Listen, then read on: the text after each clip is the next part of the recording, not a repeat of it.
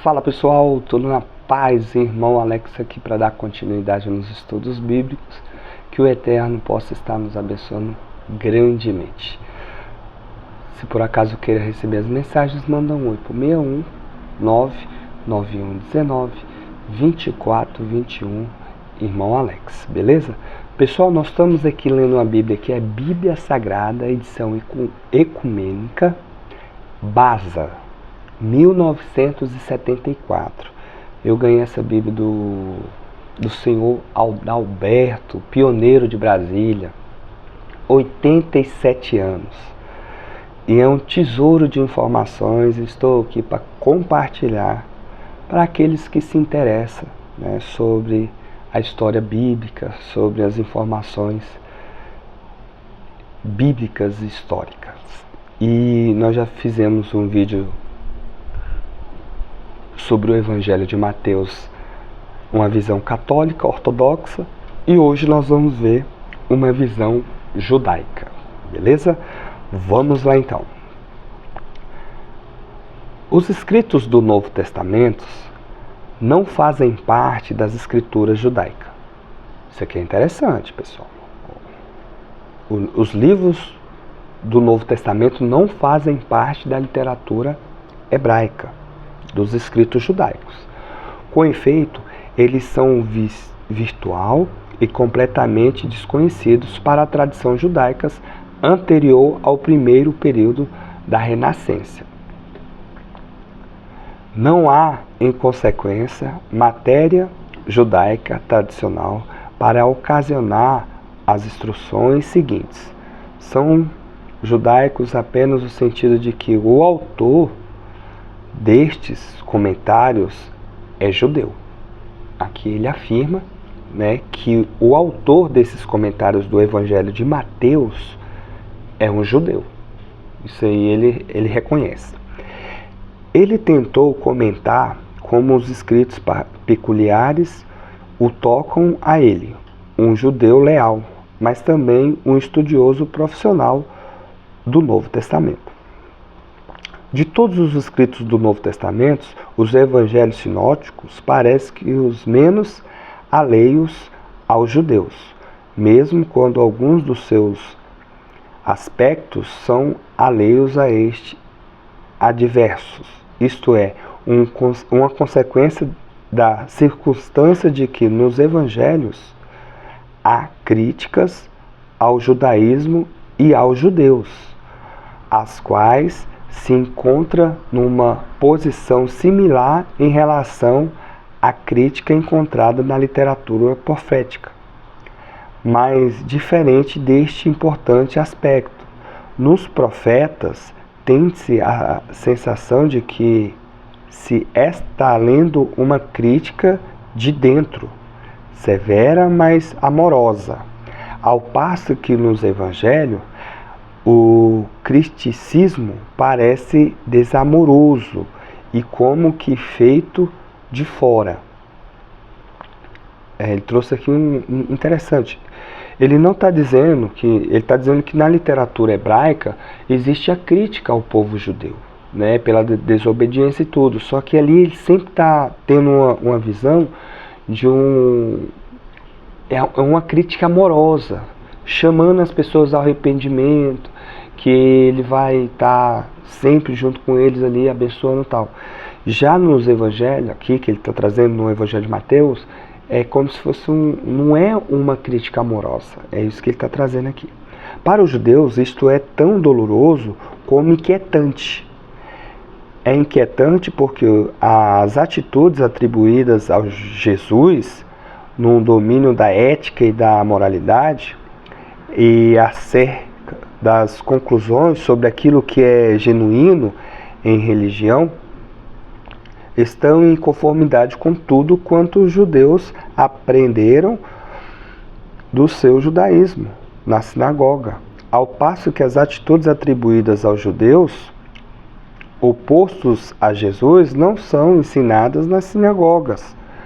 Acaso, porém, é muito diferente em relação ao papel de Jesus como Messias ou como Filho do Eterno em relação a isto.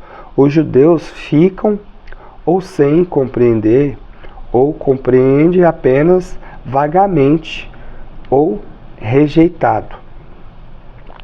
O sentimento de reconhecimento que um leitor judeu ocasional pode experimentar torna-se cada vez mais elevado quando o leitor e algum estudioso do passado judaico, especialmente da antiga literatura judaica, podem citar-se 3 exemplos.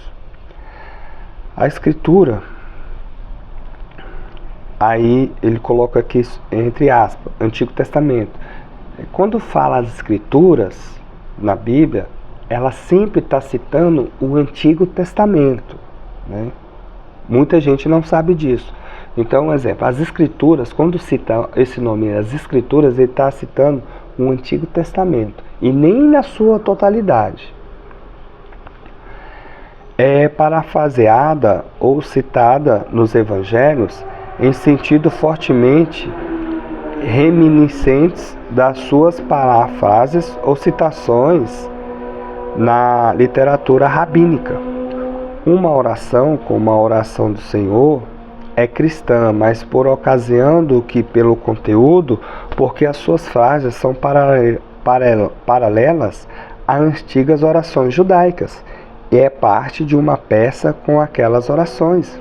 O método de ensino dos antigos rabinos era mais concreto do que abstratos, e daí que a parábola, uma pequena anedota que revela um propósito didático, é tão frequente na literatura rabínica como nos evangelhos. Está fazendo a comparação aqui. 2 facetas deste evangelho são as principais bases para a frequente juízo de que este é o mais judaico dos evangelhos. Primeiro, Jesus é retratado como um mestre e um legislador. E segundo, a sua atitude em relação à lei é afirmativa. Na verdade, o Sermão da Montanha podia bem ter vindo das páginas da antiga literatura rabínica. As bem-aventuranças teriam sido muitas entre eles.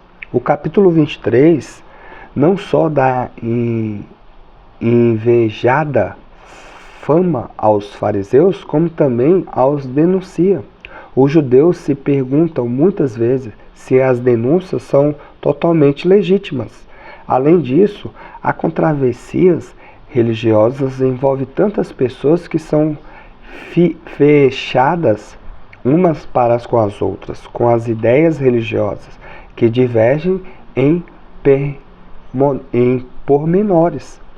No trabalho de grande semelhança nesta base, muitos judeus estão inclinados a contemplar Jesus como tendo sido historicamente mais fechado aos fariseus do que aos outros grupos judaicos, e afirma que a severidade da denúncia não se deve obscurecer a participação histórica entre Jesus e os fariseus.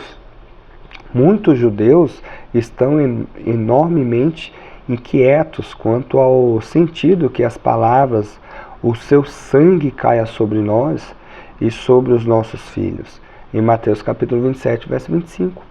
Empresta a prática de educação cristã. Poderia muito bem ser usado no presente e no futuro, como o foi no passado, como uma justificativa para a perseguição aos judeus.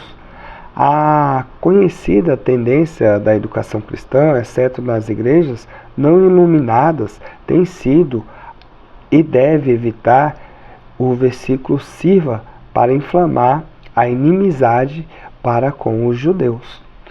Então terminamos aqui as informações que traz uma visão judaica com relação ao Evangelho de Mateus. E é interessante isso que ele está falando aqui. E de fato, eu observo que tem algumas passagens nos evangelhos que faz com que as pessoas sintam raiva dos judeus, né? E isso aí é algo que Jesus não pregou isso, né? Tem que tomar muito cuidado, porque senão você vai estar fazendo algo que não agrada o Eterno, não não agrada o Criador, né, e você está fazendo exceção de pessoas, né? Tem que tomar muito cuidado. Que o Eterno nos abençoe e um abraço do irmão Alex.